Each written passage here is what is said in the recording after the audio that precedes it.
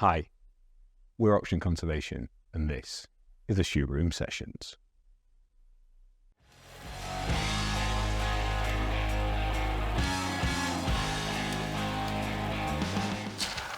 Debbie, welcome to the Shoot Room.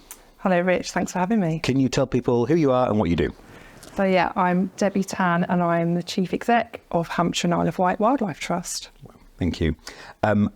Can we go right back to the beginning and you take us through your sort of career arc that led you from where you grew up to where you are today? Yeah. Well, I grew up in Surrey, and my stomping ground was the Heathlands, the Surrey Heaths, and my house used to back onto a place called Horsell Common. If you've heard of War of the Worlds, the book and the film, it was kind of where it was based. So we used to hang out and play on the heaths where the War of the Worlds was kind of invented, I suppose, and making camps and playing out there, chasing sand lizards and just that kind of stuff that you do in the 1970s, because I'm that old. That's where I grew up. But it's rare. Usually Abby says how old I am, so it's rare that someone else calls out their age on camera. I'm probably much older than you, Rich. Surely. Okay. So yeah, that was fun. Back in the day, no mobile phones. Your mum would say, be back in time for dinner. So we would just play all day on the heath, in the woods, messing about in the pond. So very much outdoorsy childhood, which was just great. And then I travelled quite a lot. My dad was an engineer, and we lived abroad. Lived in Norway, Sweden, lived in America for about 4 years. So did quite a lot of travelling and just really enjoyed the outdoors, landscapes, environments, all of that kind of thing, and adventures. Yeah, very much that sort of climbing trees, making camps, all that stuff. And so I've always just had that in me.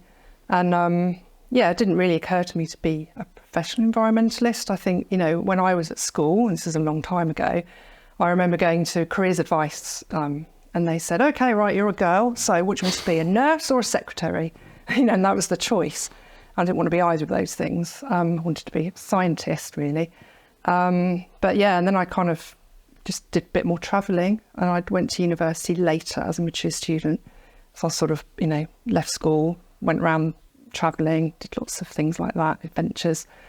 And then I thought, I suppose I better, finish my education. So then I went off to do my degree.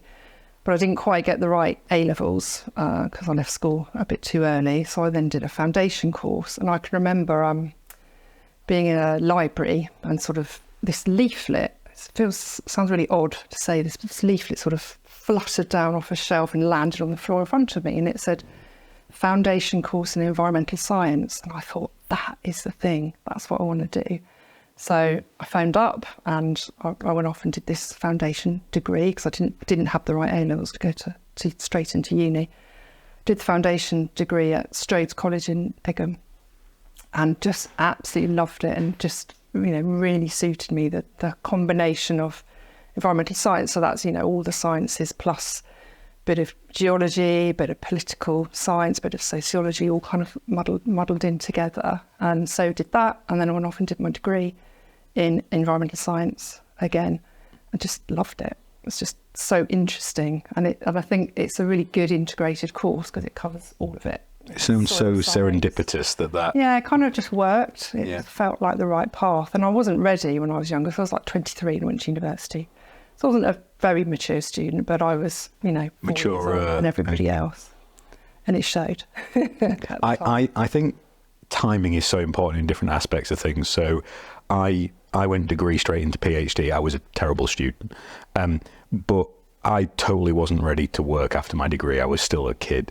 So I probably still was at the end of my PhD, my wife would say. But at least it was being ready for the working world. Like, by the time I finished my PhD, I was so sick of academia. I was desperate for a job. Yeah. Before then, it wouldn't have worked. No. And I think because I funded myself as well, and so I worked really hard. And I remember, the others all going to the pub, and I'd be like, no, I've got to do my homework. I was a bit of a geek, really. But I did well, and I'm really proud. I got a first, which I'm really proud of.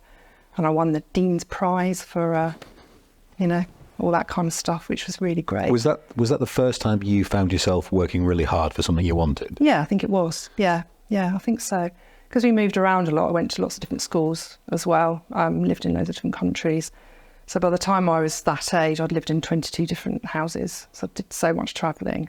So I think to actually knuckle down and do something with a sort of long-term vision was And I actually a suppose bit of for you as well, it was something, because each of those house choices wouldn't have been yours. No. Whereas this was your choice. Yeah. And do you think you were conscious of that at the time? Possibly, maybe in the background, or maybe not consciously, but I definitely felt that I wanted to make it work. You know, it was an investment in my future, and I was so keen. That was my career. It felt right, because I've drifted a little bit before that, travelling around, and didn't really know what I wanted to do.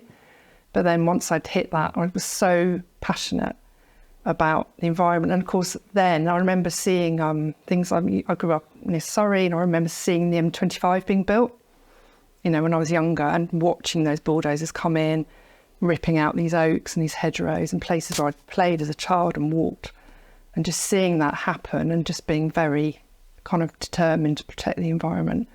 And yeah, I was always quite interested in things like animal welfare, very anti, you know, I used to go on marches, and I've always been a bit of a campaigner as well, and that sort of thing. So yeah, I've always wanted to do something positive to help the environment, and the environmental science degree gave me the proper scientific background and understanding to then make it into a proper career rather than just be a sort of campaign on the sidelines. So take us, as you came out of university, what was the next step? So then I did a master's after that. I hadn't Back had to back, enough. straight? Yeah, straight away. Hadn't quite had enough academic, wanted a bit more. So I went to, and I remember my university lecturers, they did try and get me to do a PhD actually, but I didn't want to do that. I literally did it to play sport, right? Yeah. I didn't want to be an academic. My counsel to people who ask me about PhDs is, unless you love it, do not touch it. Because I remember my now in-laws saying, why are you working? It's Christmas Day. I'm like, no, this doesn't go away until I finish it. I cannot get rid of this until it's written. And 388 pages of my life later, it's done. I know. I mean, I don't know whether I should have done one or not, but I wasn't in. Unless you were desperate to do it, no. I would counsel against it. If people that start their career ask you now for advice, so I often hear in the environment sector, you need a master's to get into the sector.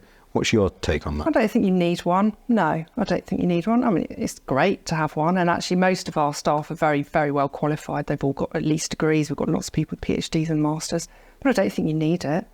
I think passion, enthusiasm, a bit of grounding in all the basics is really important. But there's loads of learning on the job and lots of training you can do once you get in. And experience is really important. You know. I'd rather have the person that had travelled and lived in 22 places than the one that had a standard degree.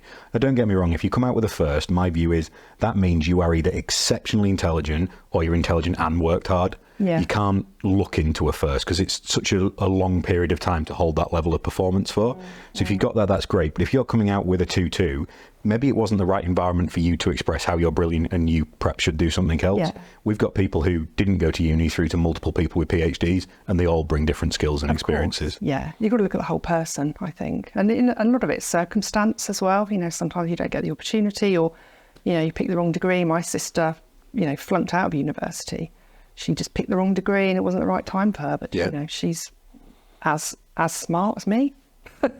Maybe more smart. She's more rich, that's for sure. But I went to UCL because I really, really wanted to do conservation. By then, I'd really got the bug, the ecology. So it was the course that grabbed you specifically. Yeah, the very famous. Well, I don't know how famous it is today, but back in the 90s, it was the conservation course. You know. Are you recently aware of your age? Am I recently aware? Yeah, it seems to be sitting with you about. Is it? Have you just had a major birthday? My husband's just turned 60. Okay. I'm not that old yet, but I'm not far off actually. So maybe I'm feeling my age. I'm looking. I've got some of my team in the room. Does she mention it a lot? No, I'm older than her. I don't get to mention it at all. He's older than me, only a few months. But I've worked at the trust for 25 years, and I've had my 25th sort of anniversary. I think we should get a round of applause for that, please. I was just about to say, you have an almost unparalleled CV of environmental impact in this country, which we'll come on to throughout this, but my counsel would be not to look back on the years as lots used, but invested to achieve some amazing things, right? Yeah, I'm super proud of so many things, and hopefully we'll come on to talk about a few of those. Okay, so you started with Surrey Wildlife Trust? Yeah, so I volunteered there, and then I got a job there, as is the normal order of things. And so I started as an ecologist. Yeah, I went around surveying rivers and ponds and wetlands, and had my car smelt because it was full of pond nets and waders and, you know, all that sort of thing. So I did that for a while, 2-3 years. And then I moved more into policy. So I was the biodiversity officer there for a bit. Was that a conscious change of direction? It's just the way it worked, really. Opportunity open. Opportunity. You know, I'll grab any opportunity that's put in front of me. If there's an opportunity and it was paid. So I was like, yeah, I'll do that. That's fine. I've always had that, yes, I'll do that attitude. Even if I wasn't quite sure, I knew that I could just figure it out. So they would say things like, right, do you want to do this, Deb? I'd be like, yeah, fine. Thinking, not quite sure about that, but I'll figure it out. I'll ask someone, I'll read up on it, I'll learn about it. Do you think that comes from all the changing and adaptation you had to do when you were younger? I don't know, maybe. Yeah. I mean, you definitely, you know, we've talked about this a lot. I'm looking at my team again, but, you know, that kind of yes attitude, I think that's quite a cultural thing within certainly within our trust. It's like, yeah, we can do that. We'll do that. We're ambitious. We're wanting to make a change, wanting to make a real impact. And, you know, maybe you don't know straight away how to do that, but we can always find out. We can learn. We can bring in and get advice. But ultimately, you want to deliver something. So I've always just gone, yeah, that's fine. And that happened, you know, then I moved to Hampshire Wildlife Trust in 1998. And I think I had a 12-month contract to develop something called the Brent Goose strategy, which is still going 25 years later. And my team is still delivering that now. Did a year's contract feel risky at the time? No, it was fine. I didn't move though, because I still lived in Surrey, so I commuted to Hampshire for that year, because I thought just in case. And then did I get a permanent job then? I might have got another contract. And then eventually I did get a permanent role. And then, you know, way back then, the trust was small, it was 20 odd staff. And so you would be sort of asked by management, right, can you do this? Right, can you manage that team? Or can you take on this project? Or can you do this fundraising bid? And so it was very much all hands on deck, sort of muck in. Sounds exciting. It was exciting, yeah. And my colleague John, who sat over there, started at the same time as me. And yeah, it was very much just get on with it. You know, you just do what you're asked to do, grow it. And if there's an opportunity, you know, should we do this? Yeah, right then. It felt very dynamic and grew fast back then. Okay. Yeah, it was fun. And then? And then what happened then? So I started in ecology. I was promoted a few times. I was asked to take on the habitat survey team. I helped set up something called HBIC, which is the Biodiversity Information Centre, in 2001. So we moved the staff. So I had experience of TUPE, because we TUPE'd our staff across to Hampshire County Council, set that up. And that was, you know, again, thrown in at the deep end, but having to learn about TUPE transfers, you know, setting up contracts, setting up a new organisation from scratch pretty much. So I worked very closely with for those people who aren't cited on the sort of workings of trust and things, it's not common that TUPE situations or employment law things would present regularly in trust. No, and I'd never done it before, so I had to learn all about that. But again, you were like, yeah, I'll figure it out. Yeah, exactly. I love it. Exactly the same way, yeah. Because it's nice to have an opportunity to figure out the solution. Otherwise, you've got to fight for an opportunity and then figure out the solution. Yeah, that's right. And, you know, you can always get advice. As long as you're not reckless, I think as long as you're cautious and careful. Well, it's been humble enough to know when to ask for it as well. I think some people who won't put themselves... Well, you get the dangerous things of the people who will jump into an opportunity but aren't open to advice or being humble enough to do it, and that's scary. Yeah. I totally agree with you. You can always find someone who can help, or you're 2 steps away, or that's the key. Yeah, absolutely. And, you know, and for contractual stuff, you always have your lawyers and all of that sort of thing. But yeah, and then what did I do after that? So then set up a sort of biodiversity function, I suppose, within the trust. So I was very much John was on the land side, the reserve side. I was on the sort of ecology, biodiversity side and policy. So I used to run the policy and planning function. And then got very involved in things like biodiversity action plans, local plans, and then got more into sort of advocacy and campaigning and fundraising and just lots of different things, really. And then we had an area structure. So I was head of North Hampshire. And I can remember actually at the time, the chief exec at the time sort of said, right, we're going to have an area structure. And so one of you is going to run, the west. John said, yeah, I'll run the west. Someone else ran the south, and nobody wanted the north because there wasn't as much going on in the north. And I think we had 3 staff at the time in the north, a small handful of reserves up there. So I went, I'll have the north. Because for me, it was an opportunity. Yep. I'm thinking, I want the bit with less going on because there's more scope to develop and grow that. So yeah, I set up the office up there, set up the grazing enterprise, which we now run, bought the first farm, set up the office up there, set up the MOD project. So we manage about 1,400 hectares of MOD land, which I set up there. So it was really great because it was all new stuff, loads of opportunities, and grew that team from sort of 3 staff to, I think at its peak was about 13 or 14 staff. And that was great because it was just an opportunity for me to develop something, which is what I like doing. So that was fun. Amazing. And then when did the big job come? So I worked so the chief exec back then was a chap called Rob Stoneman, who then went to Yorkshire. Yeah. And then he went to Rewilding Europe and is now back with the Wildlife Trust nationally. So he left in 2006, I think. And he said, Debs, go for it. Go for the chief exec job. So I wasn't 100% sure, if I'm perfectly honest. Because? To do it. I was having a lot of fun. I enjoyed what I was doing. I liked being a manager, senior manager. It was good fun. Wasn't sure if I really wanted all of that responsibility, but I did apply and I did not get it the first time. The trustees wanted to bring in somebody from business, so they employed a lady from private sector to come in to, bring that kind of business acumen. And I won't go into too much detail, but it didn't quite work out. That's often the way. I was given the booby prize of deputy chief executive, so they said, sorry, we don't want you, but you can be the deputy. So I was like, okay. I'm sure it felt that way, but perhaps the intent was meant differently. It felt like an insult and a compliment all wrapped up together, and you don't quite know what to do with that. And I loved the trust so much. I did nearly leave and I was upset, but I did love it. Lots of my friends worked there and we'd had a lot of really great stuff going on. So I did a very good job at being a deputy.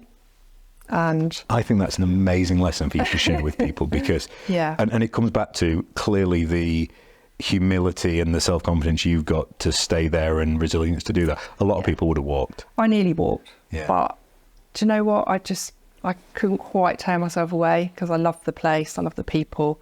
Hampshire and the Isle of Wight are amazing counties. We haven't really talked about the wildlife there, but you've got some of the best chalk streams, in the world, the Tess, the Itchen, the Avon, the Meon, the Loddon, these beautiful chalk streams. You've got the New Forest, obviously, South Downs. And that connection to places, when you really can connect to it, is so important. And of course, the Isle of Wight, one of my favourite places in the world.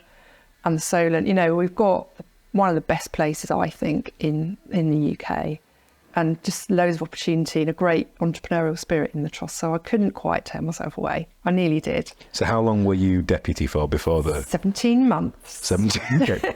It's very specific. Excellent. And when you took on the reins, what were the things in your head that you thought, right, these are the things that I'm keen to change now? Yeah, get on with? Culture was one of them, I think. And again, I don't want to go into too much detail, but the trust felt like it needed to be reinvigorated, if I can use that word. Yeah. So how would you describe a culture that you like to run as a business? What's your approach? How would I describe it? I think ambition and passion, for sure. We need to, at the end of the day, we're here to put nature into recovery. We need to be ambitious. We all love wildlife. We love nature. We want to do the very, very best we can and have the best impact. But I want a culture everybody loves work, loves coming to work, enjoys what they do, feel passionate, feel impact, feel valued and supported, feel recognised and seen, all of those things. So hold that thought. Is that what it feels like? You don't have to say yes.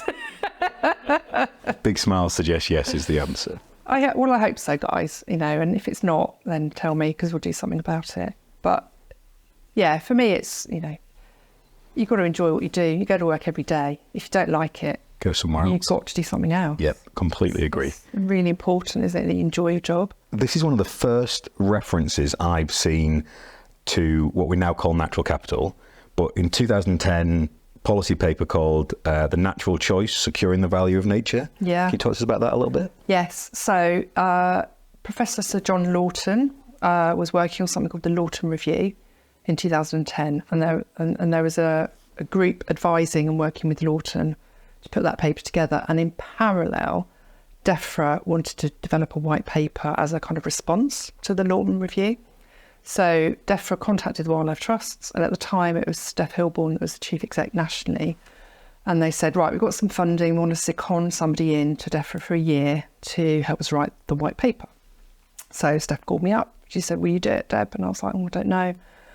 Okay, yeah, why not? So I was chief exec then. So it was 2010. So I was only in my second year. So it's quite early on. I had to do a whole paper for trustees, how are they going to cope? Because it was 2 to 3 days a week for a year. So it was... Did you do both jobs at the same time? I did, yeah. But I had to put in place kind of various measures to make sure that I could still do my job. One of them was, having kind of deputies, and I think, John, you did that, didn't you? You were my deputy for that year. Not that you did a lot, but anyway. But no, but I had backup. I'm so glad John's in the room. This I is had brilliant. had a great team behind me, and the trust had stabilised. It was 2 years in. We'd got a new strategy. We'd done a lot of work with the organisation, so felt safe to do it. So I went off to Defra for a year, 2 days a week, sometimes 3. To help write the white paper. So that was putting into policy the whole thing of bigger, better, more joined, landscape scale conservation. The first time it was recognised that that's what's needed. And Lawton put lots of figures on it. He looked at the state of, it was the first, before the proper state of nature reports came out, but it was the first kind of assessment as to how are SSSIs and nature reserves doing. Is this enough to sustain biodiversity going forward? No, it's not, is the answer. What do we need to do? We need massive investment in landscape scale restoration and recovery. And then it was all set out in Lawton's report, which was called Making Space for Nature.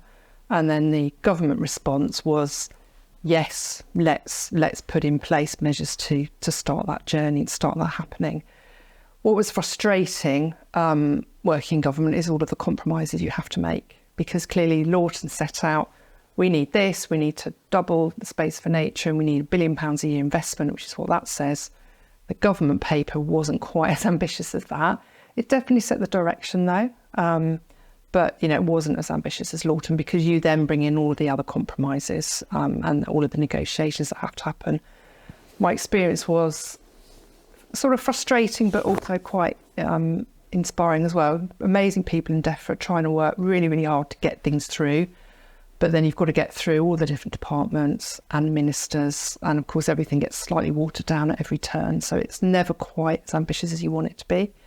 But it was a really great experience. And it was not a bad policy paper in the end. One specific story, Lawton wanted to call it ERZ, Ecological Restoration Zones. And this was what we now call Nature Recovery Network. So he set out what that is. It's about joining the dots, and you've probably seen the very famous diagram that everybody uses in presentations with, your stepping stones and your corridors, and setting up a big strategy with ERZs all over the country, ecological restoration zones.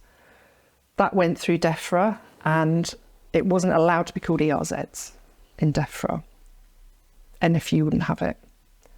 Our restoration implies that there's something wrong in the countryside, so we don't want that. So what ended up happening was they called it NIAs, Nature Improvement Areas. That was the compromise. So that's the kind of example of the sort of compromise you have to go through. Ultimately, it was still very similar. It was money for landscape scale restoration, but it was launched as a pilot, and then no more came. They love a pilot. And no more came. You have a pilot. For me, that implies it's the first of many. It was just a one-off. For government, it means we don't need to fund it beyond the period. It's very frustrating. That's, 2010 was like 14 years ago. And how much progress has really been made since then? Some, definitely, the concept of landscape scale restoration is there in common parlance. People talk about bigger, better, more joined. You've got some of that within elms now, haven't you? The big landscape restoration schemes. I think it kick-started stuff like catchment management. I don't think we exist without it. But it, you know, considering it's 14 years ago, it's slow progress, I would say. I think more than one thing can be true. So I think, yes, it's slow, but in some ways for the environment sector, it's lightning fast. Yeah, maybe. In terms of some of the other things I've seen develop and happen. And certainly us and Nattergal wouldn't be things if it wasn't for that initial thinking and the conceptual work around natural capital. Yeah. That compromise you mentioned about the naming convention, do you think we lost more by just changing the name than a mere compromise?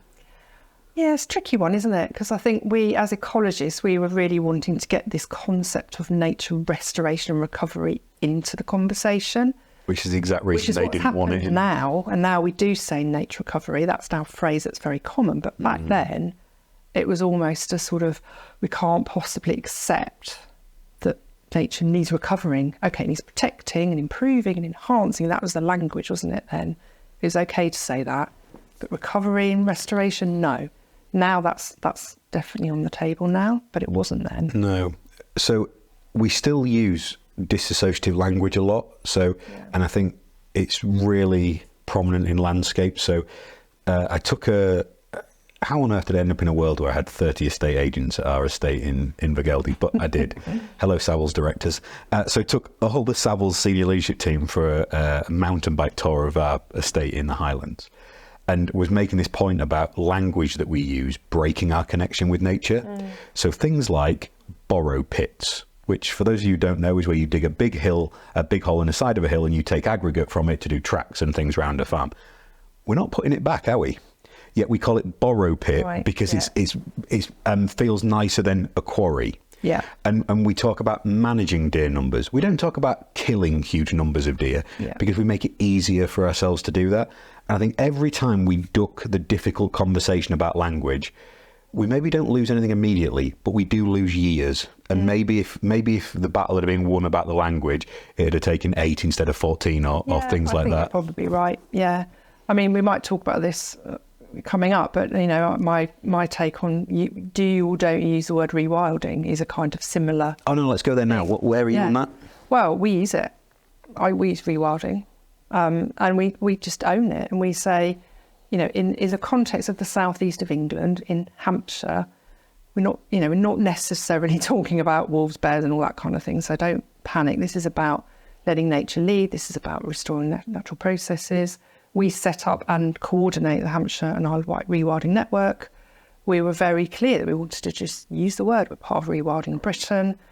And we've had a few events now. We've got 50 odd members of that Rewilding Network. And, you know, we just wanted to own that word straight away rather than somehow, somehow sort of be embarrassed or be apologetic for it. And, you know, it's about how you define it. We struggled to use it to start with. Yeah. Because it was a barrier to being allowed to buy land. Yeah, it was an agent judgment, haven't you, as to whether it. Yeah, and an agent would be like, oh well, if you're rewilding, the seller's up, I'd show it to you. Yeah. So we quite quickly went, no, we're about restoring ecological processes. Yeah. But now I would say we're much more comfortable and open about doing it because we have enough critical mass of land holdings and position that we can get access to the landscapes we want to buy and things like that. I think, you know, we'll put some people off, but we had an event back in April and we invited, you know, most of the large estates to come along, and it was a rewilding event. And, you know, we sort of coined this phrase, rewilding curious, you know, people that sort of came along just to find out what it was all about. And, you know, we had it on a estate, one of our members, really fantastic lady called Mandy Lou, who's got... I've been, yeah. Okay, at Ewhurst Park, so she's rewilding, but actually they're still growing food, you know, they're doing all the things that an estate does, but just in a more kind of nature-led way. And it's not, you know, it's not something that is as alien as some people might think it is. So I think a lot of these more traditional estates were really quite surprised and pleased and actually really quite interested. So it's great. And it's just about taking people on a journey and showing people that it can be, you can still grow food, you can still plant trees, you can still do all these other things, but maybe just in a bit more of a nature-friendly way, and then gradually just take people on that journey. And certainly we found, we work with a lot of private landowners. The more they learn about nature, then they want to go that next step and the next step and the next step. So. Yeah, we had Ben Goldsmith on this morning, and he described various different things as gateway drugs to nature. Yeah. Like the beaver has been the gateway species to reintroductions. Yes. Nice. Yes, beavers. We've been trying to get beavers on the Isle of Wight for 5 years, so that's a big frustration for us. And is that a regulatory blocker or a logistical? Government. I mean, we wanted to do a wild release, and so we didn't want to do a fenced-in enclosure. Yeah. That's been done lots of times. It's been done. We all know the science. We didn't want to do that. We have been buying up and acquiring huge amounts of land all the way through the Eastern Yarra Valley for a number of years. So we own about 300 acres and 3 or 4 kilometres of river. So actually, that's not enough. That's not enough for them to be happy with. Wow. We lose them there for at least 10 years, maybe longer, and it's crying out for restoration. This valley, it's drain dredged, floodplain not connected, etc. Beavers would do a fabulous job of restoring that. We've had all the feasibility done. We're ready to put in that application. The minute that window opens, it's not opened, and it was supposed to open in 2022, and it still hasn't opened. So that's my frustration for my us. views on politics are I'm giving the new Labour government every opportunity to be brilliant. Yes, so let's hope so. Fingers crossed. If you're listening, any ministers out there, please get on with it and just make it. Yeah. It's such an easy win for so many people. Yeah, we hope so. Yeah, we hope. Well, we really, really hope this government will just open that application window for wild releases. The science is so clear. I mean, there's beavers out here, in Somerset and Devon. They're doing an amazing job. So, yeah, we need them to come a little bit further east, but they won't naturally get to the Isle of Wight. They'll probably turn up in the New Forest fairly soon, we think. But it's going to be a little bit of a struggle to get them to the Isle of Wight. I just have a cartoon in my head of a group of beavers sat on the ferry looking, going, what have we done? Yeah. So changing tack ever so slightly. So you've had involvement working with Heritage Lottery Fund? Yes. Tell us about those times and experiences. Yeah, I mean, it's been really, obviously, if you work in a wildlife trust, you do lots of fundraising. You put together grant bids and project applications. And then I had the opportunity to sit on the Heritage Lottery for 6 years, giving away money. And it's so much fun doing that and so rewarding. I think sitting on both sides of an equation is such an amazing learning process. Totally is. Yeah, because you understand, so you can understand the motivation of the people asking for the money because you've been there and you know how much it means to people and how much blood, sweat and tears goes into a project, developing a project, writing the application. But then you also see some really terrible projects and you think, come on guys, you need to think it through. What do you want to achieve? What are your impact? How are you going to measure it?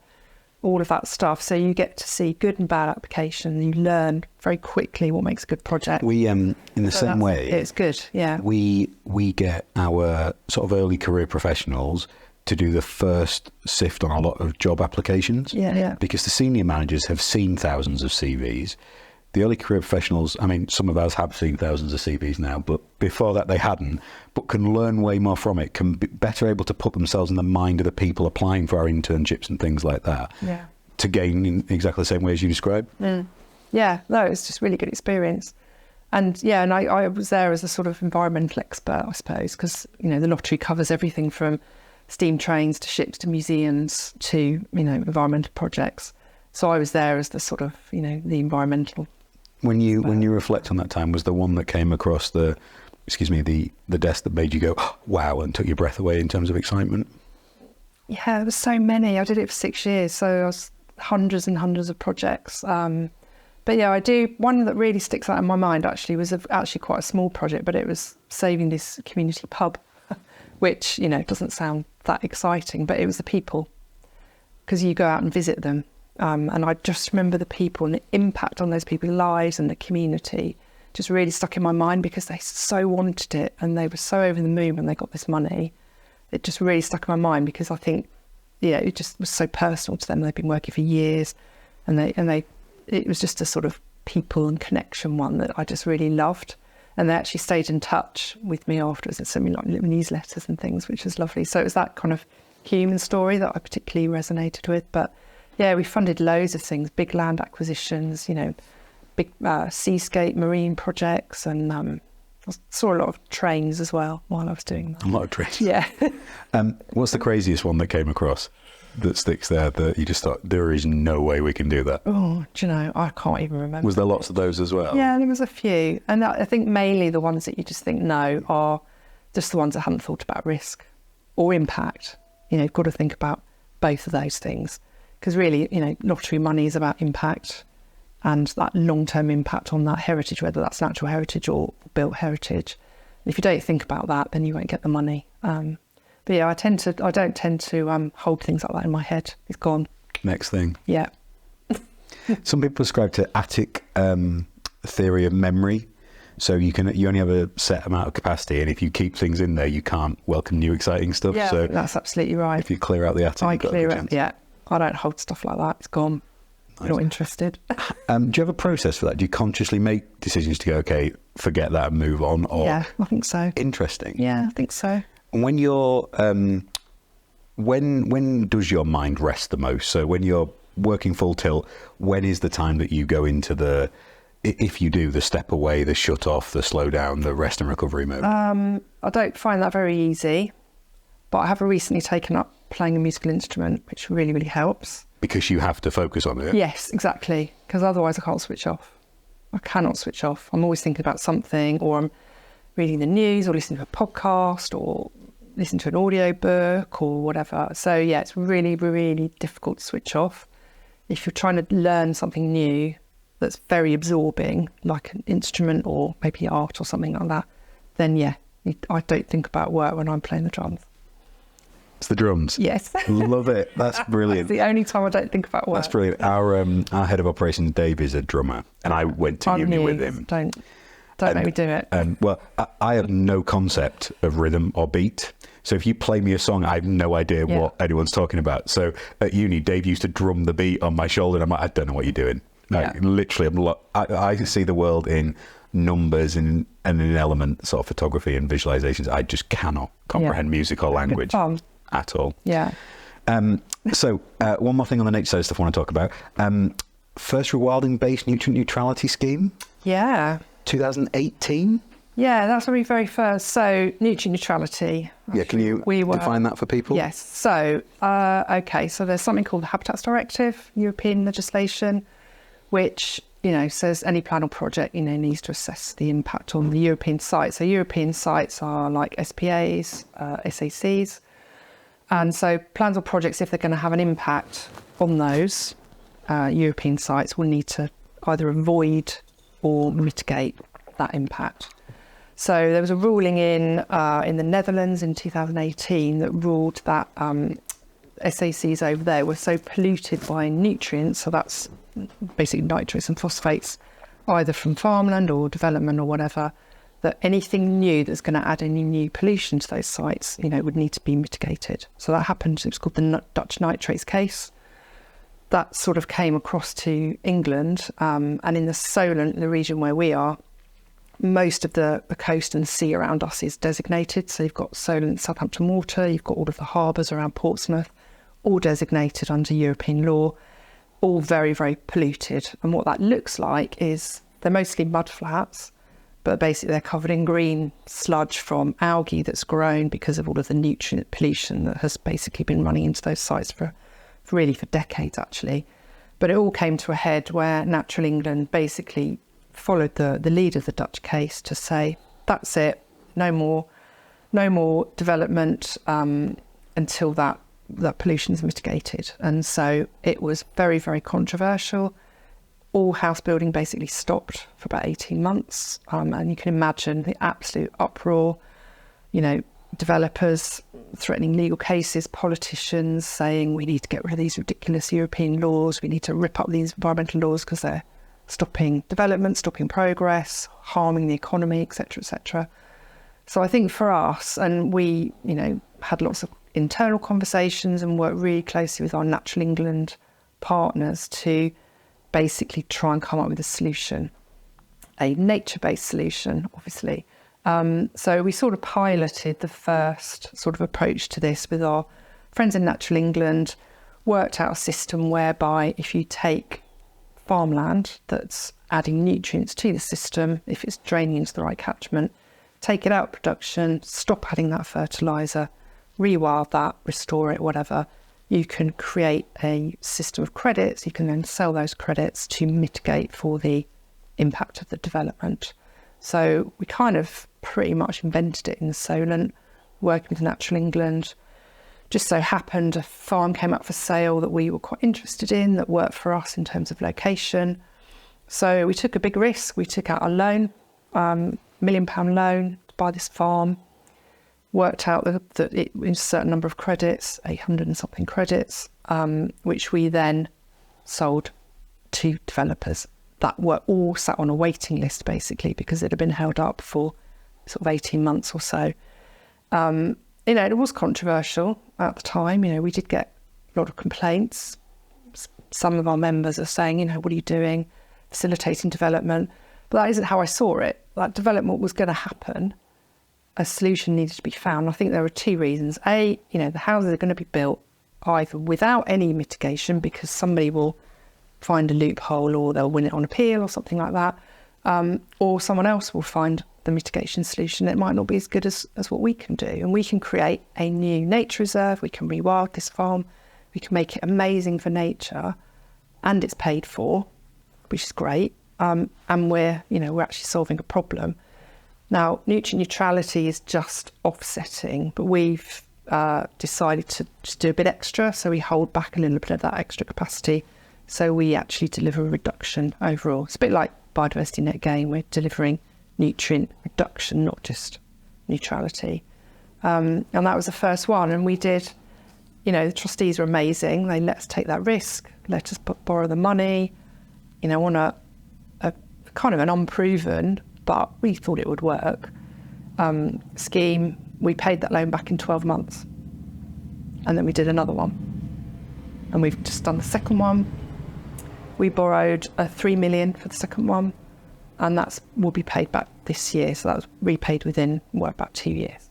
That's amazing. And were you selling directly to the developers yourselves? Yeah, and local authorities. So we had some direct to developers, some more in bulk to local authority. And then they would sell those on to the developers in terms of that? So the local authority ones, I think they're either for their own developments, affordable housing, or stuff that they're actually facilitating themselves, or SMEs. And as we look at nutrient neutrality rules today, where do you think we're going to see them go? Well, we watched the King's speech. Well, we listened to some of the King's speech this morning. Obviously, Labour are talking about planning reform. They need to speed up house building. They've talked about unblocking the blockers. What we hope, and certainly the way we look at it, is nutrient neutrality need not be a blocker. It's really about making sure that there are schemes coming forward and that the process is facilitated. And if you think about it, the impact of a new house is on occupancy. So when the house is built and somebody's living there, they're then impacting the wastewater at that point. So there's no need to have the mitigation in place at planning permission, really. That's how it works at the moment. But in theory, you could, as long as the solution's in place before occupancy. So it doesn't need to necessarily hold up planning. And I think what we'd quite like to see is a strategic scheme, a bit like, you've got other schemes, mitigation schemes in place. We have them in the Solent, something called the Solent Bird Aware, where all developments put money into a pot, and that funds rangers and other measures to help minimise the impact from disturbance from people walking their dogs along the coast, for example. So it's a mitigation scheme. It's a strategic scheme. They put money in a pot, and that's spent strategically by a partnership. A similar approach could work for nutrient neutrality, rather than just leave it purely to the market. It's not quite working fast enough in most regions. And, most regions in the country that haven't implemented nutrient neutrality mitigation schemes, even though it's been in place since March 22.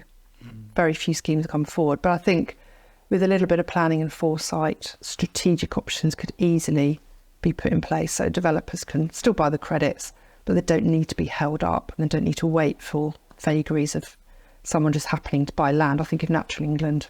They've done it in Poole Harbour already like this.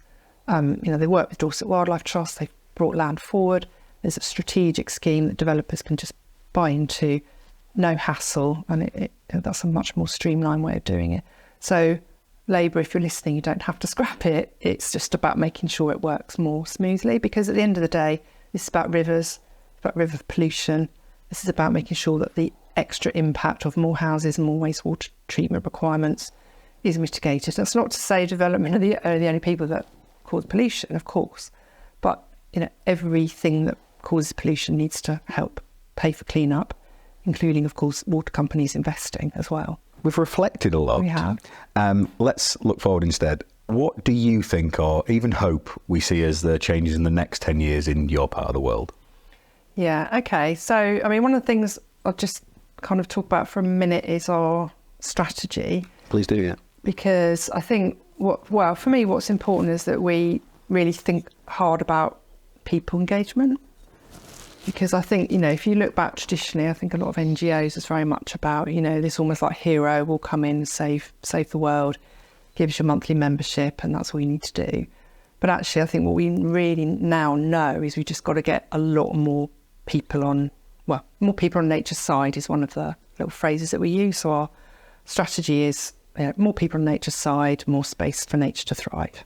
A bit twee, but that's basically what it is. And so actually, that's one of the really great things about, I guess, working in the charity sector is we have access to, lots and lots of people engagement opportunities. Because for me, we're not going to save nature unless there's a lot more engagement and a lot more kind of social recognition that it's a mission that we all need to get behind. So when we launched our strategy, we did quite a lot of work around that whole point. And this is our mission now. In the 21st century, we all need to get behind this kind of mission of restoring nature, bringing nature back to our lives, whether we live in urban areas or rural, and just get a lot more people engaged. But in a very different way, in a very much empowering way, rather than us kind of just doing everything. So, we've kind of done quite a bit of thinking around what does that look like. We call it Team Wilder, but it's essentially this concept of if you can get 1 in 4 people engaged and taking meaningful, visible, regular action, you create a social tipping point. You just create this place where nature recovery is normal. You don't want it to just be, those organisations over there or the kind of tree huggers or the weirdos in the corner that care about nature. I want it to be absolutely normal for every child, every family, every organisation to understand that nature underpins everything. So, for me, yes, we've got our own targets and we want to see 30% of land and sea restored, 100% regenerative agriculture, revolution and transition, rivers cleaned up and all of that, of course. But I want to see so many more people just understanding and engaging with nature recovery, whatever that means. We've made a really good start on that with our whole completely different approach to people engagement. What we now do is we work with people to engage, empower, inspire, teach, train, give legitimacy to, let them kind of do stuff. We've got thousands of people now. We've got 30-odd groups all just running around doing amazing things, and they're influencing decision makers. They're influencing their councils. They're campaigning. They're raising funds, and so our impact is far more. We've spread our impact far more through working with all these individuals and different people, and I just love that feeling that people are sort of taking on the mantle themselves of nature recovery. It's a sort of like 21st century mission for every man, woman and child in the UK. And I just think that's really important because we're never going to do it all ourselves. And you guys are doing amazing things. There's loads of organisations, but we're still doing it to people rather than with people. And I think for me, that's the difference in how I think we all need to be, because we can all make an impact in our lives and everybody needs to play a part, I think. So I'd like to see every school child, learning about nature. We did, but then there's a whole lost generation that just didn't do it. People aren't connected. So nature connection, learning about nature, demanding a nature-filled life, whatever that means to you, I think is really important. So, more of that would just make a massive difference. And also, politicians listen to the public, well, they should, because we're the voters. If we demand it, it's more likely to happen, right? I think. So I live very close to the River Severn in Worcestershire, and 3 of the 4 main candidates that stood listed water quality on the River Severn as one of their priority Yeah. issues, which I didn't even hope we'd get that this election. I thought we might next time, Yeah. and definitely the one after. But I took a moment to be quite pleasantly surprised about that side of things now. Yeah. You have a fantastic platform in the environmental space based on a career earning that platform. How do you view that as your ability to advocate and influence for the environment? How do you use it? How do I use it? Oh, that's a great question. I don't know whether I'm very deliberately doing that. That's interesting.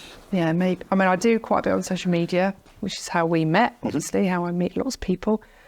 Try to, communicate, tell stories, give examples of the work we're doing. And I really love just meeting people and talking to people. But I don't know. I mean, I do occasionally get asked to speak, but I don't do that often. I don't think I'm the best public speaker in the world, so I don't do that very often. I think you're doing a pretty damn good job on this one. I don't know. I just like to talk to people, really. You mentioned earlier that you've campaigning and from sort of your foundation elements in nature, and you attended the Restore Nature Now. I did, yes. We went to the Restore Nature Now march in June. There was one the year before, which was the sort of precursor to that outside Defra, where I did stand on a platform and rant to about 2,000 people. That was quite fun. I think I went on after Dominic Dyer, who's very shouty and ranty, so I sort of took a lead from him and was so shouty and ranty, which is not my normal comfort zone. But that was quite fun. And then we did attend as a trust the big march back in June, which was just incredible.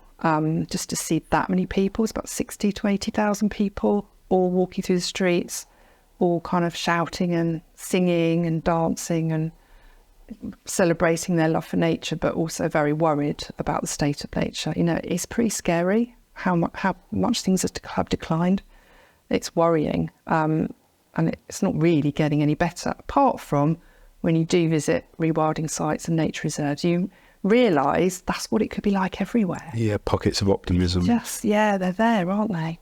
They are there, and that's what it should be like in so many places. In recognition of your efforts and achievements, MBE? Yes, I know, God. How did that feel? That was a massive shock. I thought it was a spam email. It was hilarious. Really? You just get an email from the Cabinet Office, and you think, nah. Because you get all these emails from your IT people saying, be very vigilant about phishing emails. So I got this email. I didn't think it was real. I share an office with my finance director, and she said, what are you looking at? I said, I've got this spam email from Cabinet Office. And she obviously knew. She goes, I don't think it's a spam. Anyway, so yeah, I did get an award, which is amazing. It was my trustees that put me forward, which was just so flattering. That's lovely too, Ray. It was just amazing, yeah. So yeah, I'm really chuffed. That was nice. But it's in recognition of the trust and everything we've done as a team as well, I think, and that was what was nice. And to get, to be in a room where loads of really, really amazing, deserving people, but very few environmentalists. And I think just to be an environmentalist and get the recognition, for me, it's for the sector and for everything that we all do. So it's not just about me, really. That's humble and lovely and amazingly inspiring. As are you. Debbie, thank you so much for coming in and being on the podcast. It's been an absolute pleasure. Come back again soon. Thank you, Rich. Thanks, everybody.